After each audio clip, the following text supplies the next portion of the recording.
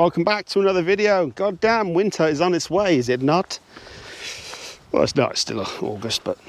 So, a couple of weeks ago, you'll all remember that I put out a video.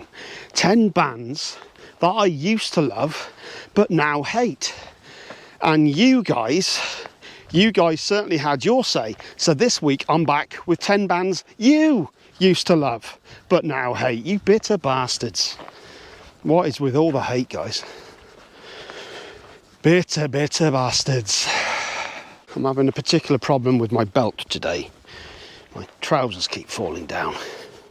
I have lost a little bit of weight, actually. So, could be that. Right, no fucking about, let's get straight into it. So I went through all of your comments and there were just certain names that kept on coming up. So that's the bands I'm going to be talking about in this video. Doesn't necessarily mean that I think they're shit. You do. Having said that, you may remember on the last video that I did for this that there was one band that I was going to include that I decided at the last minute that I wouldn't.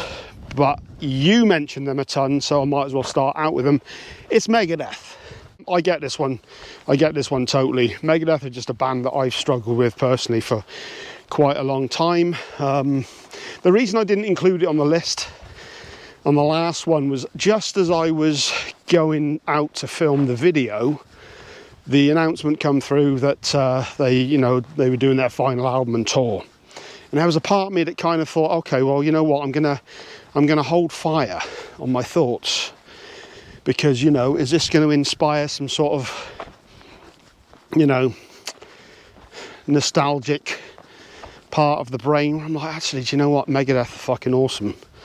And for me, they're not. Fun fact, Dave Mustaine used to be in Metallica. Long-time subscriber of the channel, big-time supporter of the channel, and enjoyer of me falling over, Simon T. I know you're watching. He actually commented on my last video about Megadeth and about the announcement of the band splitting up, how he used to love them and how maybe 10 years ago he would have cared, but this time he didn't. And I kind of agree. I wouldn't say I don't care. I mean, I did put Dave Mustaine in my 10 great guitarists video I did last week. I've always respected him as a guitar player. I will never ever say anything bad about his guitar playing, but I find a lot of Megadeth's music, it just doesn't really interest me that much. I find it difficult to really connect with it. I know that sounds like such a thing to say, but it happens to be true. It's a big part of it's the voice, not because I think the voice is bad, I just don't connect with it. I like the first 6 albums, I listened to them a lot, but it was also when I was really getting into metal back in the day. And as I've gotten older, I don't find myself returning to Megadeth. I've tried many times over the years, and it just does nothing for me. So yeah, there you go, Megadeth. Starting my downer for some of you, isn't it? Your next pick, and though I disagree with, I understand why, I forgive you. Metallica, of course. It was going to be Metallica. It's always going to be Metallica. There'll be some of the big names on this list. Yeah, I get it. I totally get it. Many of you fell out after after Master of Puppets. Many of you fell out after Injustice.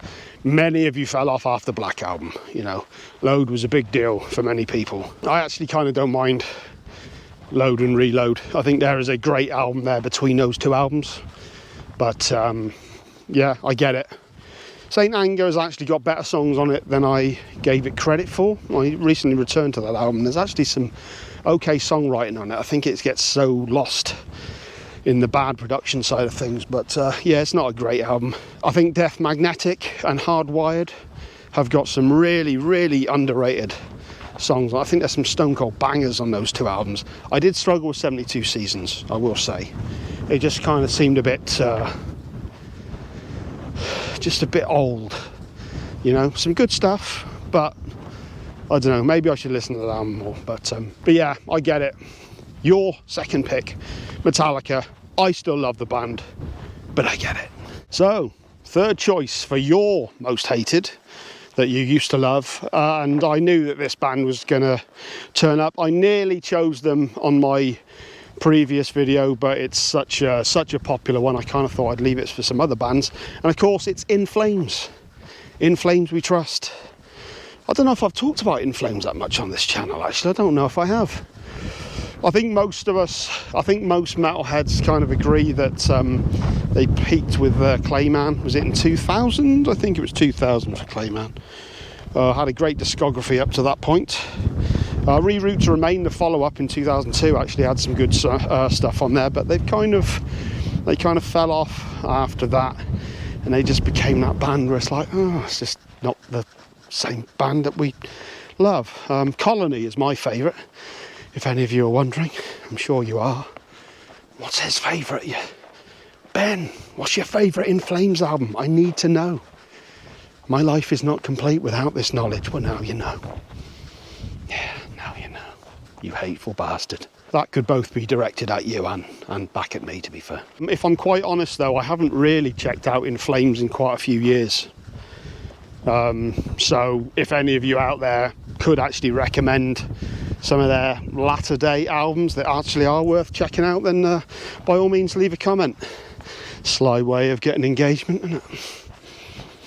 Your number 4 band, another one that I saw mentioned many times throughout the comments, Gojira. I can kind of see this one. I like Gojira. I still think Gojira are a great band. I think this is more from like Magma onwards. L'Enfant Sauvage was still a really pretty brutal album. There were some really great, really heavy songs on that. Magma was a bit more leaning to, I wouldn't go so far as commercial, but there was a bit more, you know, a bit more melody and ambience in there, you know. Had like Shooting Stars, was it? I can't remember the opening track. Anyway, I liked Magma. I thought Magma was a solid album. 2016 that one came out, I think it was. However, I would concede that 2021's Fortitude I didn't enjoy as much. I don't think it's a bad album by any means, but I remember I've listened to it quite a lot since it came out, and it's all, there's something about this just always kind of left me like, eh. You know, there's some good tracks on there. The Grind, I think, is a fantastic closer. That fantastic bass line that closes things out is absolutely fucking killer. But yeah, I really like Gojira, but I totally get this one. This next pick, your next pick, I strongly disagree with, purely because this is one of those bands that I will always staunchly defend. I'm sure that you all have yours. I'm sure that you all have that one band that deep down you know is nowhere near as good as they used to be, but you still defend them because it's just in your DNA at this point, and it's Machine Head. They're that band for me. I get it. Catharsis was a hard listen. And what was the latest one? Unbound? I reviewed the damn album a couple of months back. I think I gave it like a 6 out of 10, which I still think is actually a fair score. I think a lot of people were way too harsh on that album. Then again, am I just being, you know, that favouriteist guy because I want to defend them? But I love Machine Head. I'll always stand by them. But I will also agree that the last truly great album I think they did was Unto the Locust. Was that back in 2011? There's been moments of brilliance here and there, but as in terms of a complete album that just kicks ass, yeah, Unto the Locust was the last one for me. So I'll always defend them, but I reluctantly, I get it. I get it.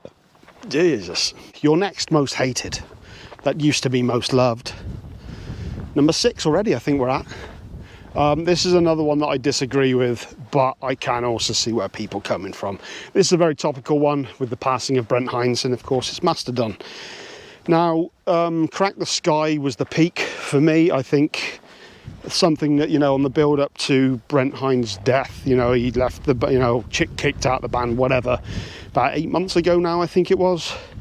There was lots of people talking about how, well, he hasn't really been a part of the band for years anyway. He was contributing less and less, and I do agree with that. And I also believe that the albums that feature less of Brent, less of his contributions, are the weaker albums. But that's not to say I think they're bad albums at all. Hushed and Grim's a tough listen. was it 90 minutes, I think, overall, over two LPs, two CDs, whatever. Double album. There's a lot going on that album. There's a lot of that album that I don't really like that much, but there's a lot of, there's a lot of brilliant stuff on there as well. And the other three guys are still more than capable of producing great music. I am very interested to see where they go with the next one. So this is the one. I mean, the one thing I'll say about Mastodon, they're one of those bands like Machine Head, I guess. They've kind of earned that place in my heart where I will always check out what they do. You know?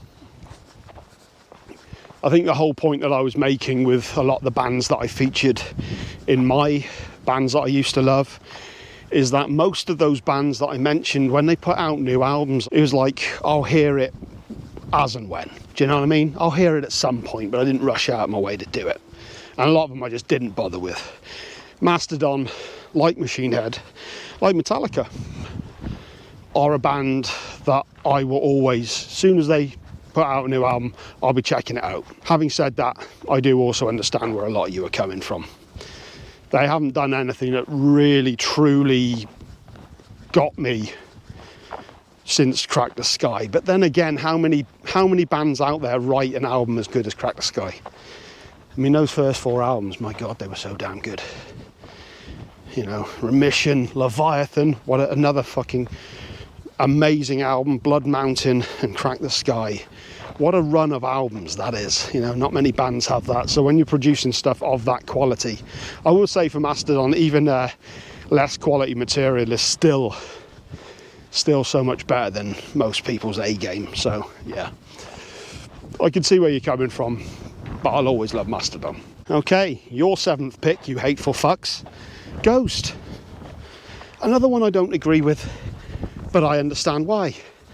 Of course, many fell off after the debut, which was completely well, would I go so far as to say its own thing? You know, obviously very Merciful Fate-ish, and you know, that real old school analog sound. But I personally have enjoyed the progression of Ghost, but I get why many people don't, especially after Meliora, the much more poppy refrain of many of the albums from Prequel onwards. I personally enjoy, I dig. The more I've listened to Skeletor, the more I've enjoyed it. I think it's an incredible album, but I get it. I do. I forgive you for picking this one. You're all right. We're at number 8 already of your most hated yet used to be loved bands, you hateful fucks. It's Iron Maiden. There seems to be, you know, a lot of people who kind of think that Brave New World, the reunion album with Bruce, was their last truly classic Maiden album, while others would go as far as 2006 Matter of Life and Death. Book of Souls 2015 actually had some good stuff on, but I think it's fair to say that latter day Maiden albums have definitely fallen into that you know, just generic following the Maiden formula kind of vibe. I do get it. There was I recently did an FAQ for my first year anniversary of the channel. I've got to do part 2 for that still, actually. I haven't forgotten about it. I will be doing it, I just don't have the time. Somebody actually asked me a question, spoiler: do you think Iron Maiden are capable of doing what Judas Priest did? And that is, you know, just releasing those last couple of albums that just really recaptured that old fire. You know, Judas Priest's last 2 albums, Firepower, was fucking great. Is that 2018? I think it was 2018. And last year's Invincible Shield, fuck man, that was just Judas Priest really coming back swinging, just doing what they do, fucking enjoying it, not giving 2 shits, and just like, yeah, this is Priest, this is who we are, this is what we fucking do. Yeah, so he was asking, you know, do you think that Iron Maiden are capable of doing the same? I don't know. I'd like to think so. I'd like to think that there's one more fucking great Iron Maiden album out there. Senjutsu, whatever it was, had its moments again, but there was some of it was just kind of a little weak, just not the attitude of Maiden of the past. I think I'm going to go back this way. God damn, it's getting windy there. I'd like to think that there's still a good Maiden album to finish things off. But yeah, I do. I mean, I still love Maiden. I still fucking love Maiden. But studio-wise, it's been a while since they've blown me away. Of course, Nico McBrain is not in the band anymore either. So you know, it's not. It's kind of getting less like Maiden as well. So I don't know. I get it. I understand you guys picking this one. You vengeful spirits. You filthy bastards. You wankers. I didn't need to go that far. You're all right. You're all right. I'll edit that one out. Unless, of course, you know, I do it in the edit and it seems funny, in which case I'll leave it in, because, you know, I'll do what I'll do for a gig, or I'll do a lot for a laugh. Well, except have one, but... Okay, so we're getting down to the final two, although I do have more than enough for a third part. I have no doubt that you guys will be commenting on this one as well, which will provide me with even more content. So, your number 9, Fear Factory. And yeah, I get this as well, although I still do really enjoy Fear Factory. Aggression Continuum, was that 2021, I think it was? That had some strong stuff on it. I did enjoy that album a lot. It was the best album they've done in a little while. But it's kind of a sad thing with Fear Factory, because they were one of those bands that really pushed things forward. You know, when they were doing their thing back in the day in the early 90s, they were really one of those bands that really just, like, what the fuck is this? You know, I've spoken about them so many goddamn times on this channel, but it's absolutely true. You know, they really were cutting edge at the time, but because of their sound, what they do is just become so derivative now. When you hear Fear Factory, it's just, you know exactly what it's going to be. You know, when was the last time you heard a Fear Factory, you know, anything that kind of took you off guard? Like, whoa, that's different. I think the last truly great album they did was probably, was it Mechanise? Was that the one with Gene Hoglan?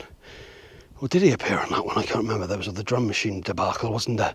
I'm pretty sure Gene Hoglan was on Mechanise. It might have been Byron Stroud as well, actually, you know. Fear-strapping young lad factory. Having said that, I am very much looking forward to the next album, because, as we all know, Burton C. Bell is no longer in the band. I can't even remember the name of the guy who replaced him, no disrespect to him. But I remember upon hearing that just thinking, we're fucking done. There's no way you can have Fear Factory without Burton. But I have seen a lot of live footage, and I have to say the new guy is doing pretty good. I mean, he's replicating Burton. Little Fear Factory humour for you there.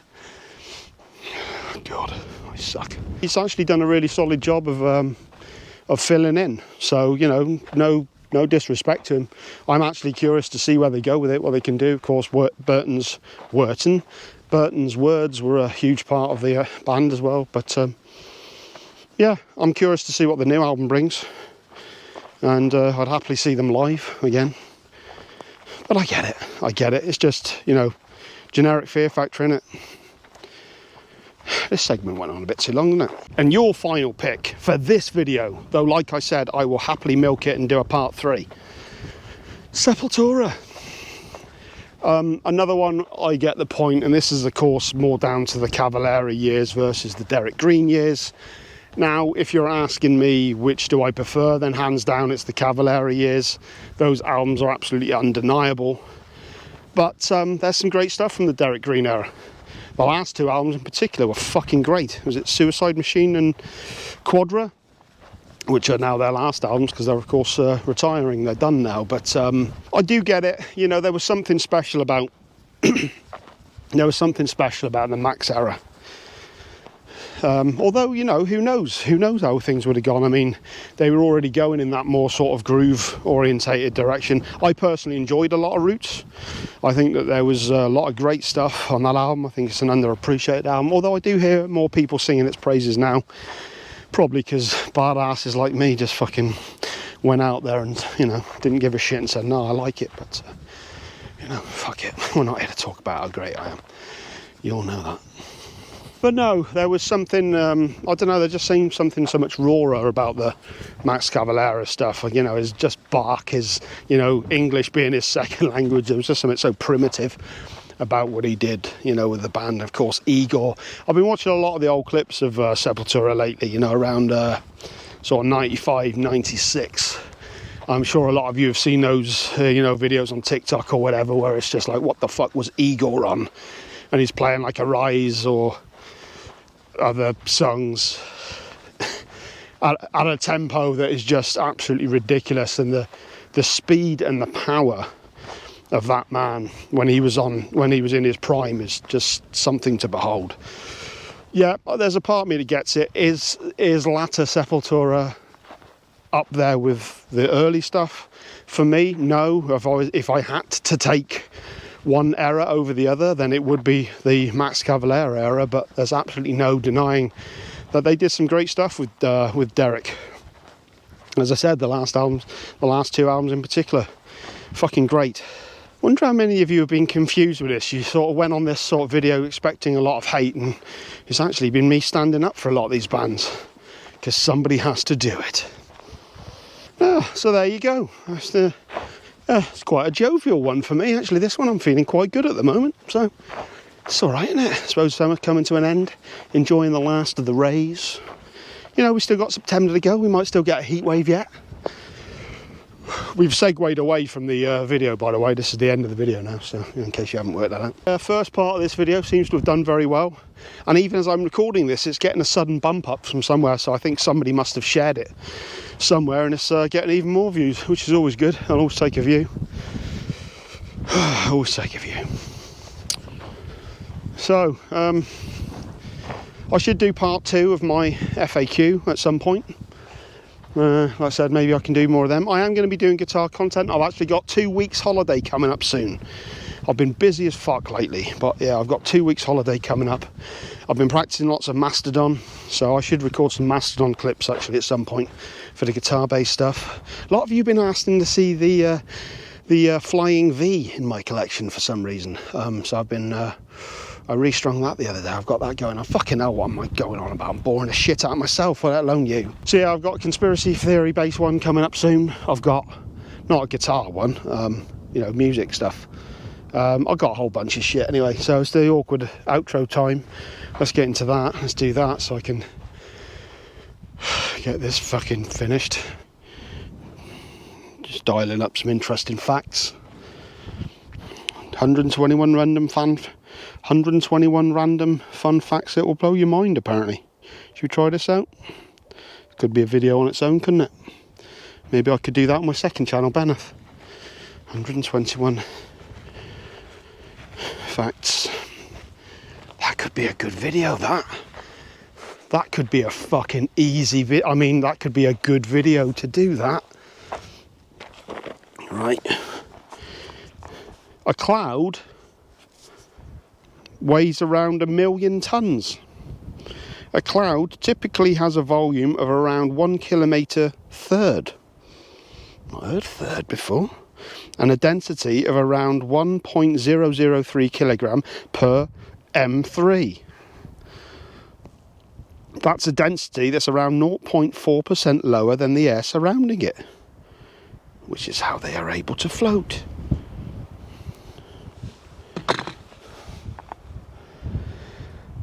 So that's your awkward outro.